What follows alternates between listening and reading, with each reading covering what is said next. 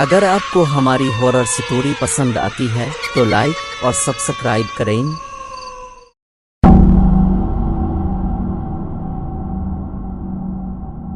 یہ کہانی مہر گڑھ نامی ایک چھوٹے سے گاؤں کی ہے، جہاں ایک قدیم رسم تھی کہ گاؤں کے سردار کے بیٹے کی شادی ہمیشہ ایک غریب مگر خوبصورت لڑکی سے ہوتی تھی، جسے وہ شادی کے فوراً بعد قربان کر دیتے تھے تاکہ ان کی فصلیں اچھی ہوں اور گاؤں پر خوشحالی رہے۔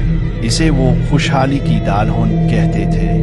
فرح اسی گاؤں کی ایک سادہ اور معصوم لڑکی تھی۔ اس کی شادی سردار کے بیٹے بابر سے طے ہوئی۔ فرح کو اس خوفناک رسم کا علم نہیں تھا، وہ تو بس ایک نئے اور خوبصورت خواب میں کھوئی ہوئی تھی۔ شادی کی رات جب ہر طرف خوشیاں تھی، فرح کو گاؤں کی ایک بوڑھی عورت نے حقیقت بتا دی۔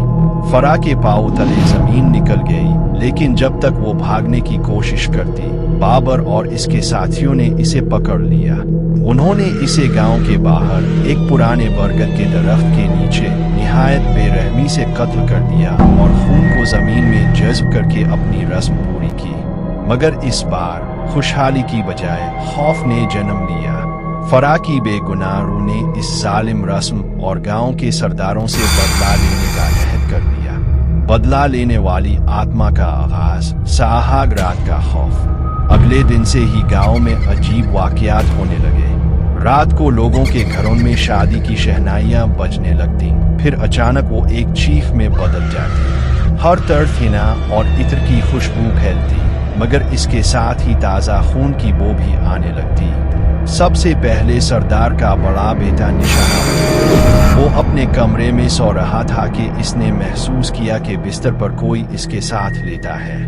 جب اس نے آنکھیں کھولیں تو اس کے سرہانے سرخ جوڑے میں ملبوس ایک دالہن بیٹھی تھی، جس کا چہرہ تھکا ہوا تھا۔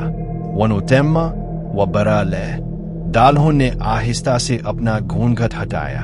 اس کا چہرہ خوبصورت تھا، مگر آنکھیں خون کی طرح سرخ اور خالی تھی۔ اس کے گلے پر ایک گہرا زخم تھا جہاں اسے قتل کیا گیا تھا۔ آواز آئی، میں تمہارے بھائی کی دلہن ہوں، جسے تم نے خوشحالی کے لیے قربان کر دیا تھا۔ آج میں تم سب سے تمہاری سہاگ رات کا بدلہ لینے آئی ہوں۔ اگلی صبح سردار کا بڑا بیٹا اپنے بستر پر مرا پڑا ملا۔ اس کے گلے پر وہی نشان تھا جو فرح کے گلے پر تھا۔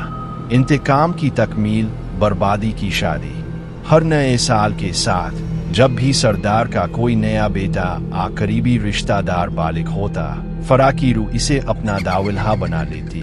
رات کو اس شخص کے کمرے میں دلہن کا روپ لیے فرح آتی۔ وہ اسے ایک ہی بات کہتی، تم نے مجھے ایک رات کی خوشی بھی نہیں دی، اب میں تمہیں ہمیشہ کے لیے اپنی قید میں رکھوں گی۔